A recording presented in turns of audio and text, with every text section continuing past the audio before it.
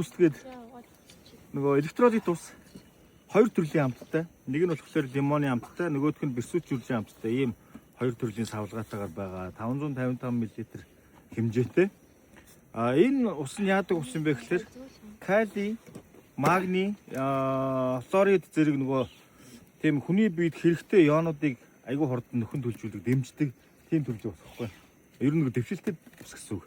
Тэгээ 400 мл, 1 литрт 400 мл электролит нөгөө тэр дэмждэг бодис нь байдаг. Гэхдээ нөгөө нэг ийм савлгаанд болохоор 200 мл нь электролит гэсэн үг.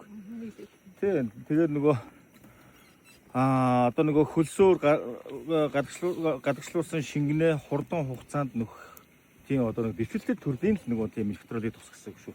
Манайхан тэгээ байнга авч хэрэглээр. Энэ тентгийн сүлжээ дэлгүүрүүдээр ерөнхийдөө оруулсан эхнээсээ явж байгаа. Та хэд бол би өөрийн биеэр одоо түгээлтийн өмнө гэхгүй өөрийн биеэр хүргээд байгаа шүү. За яа.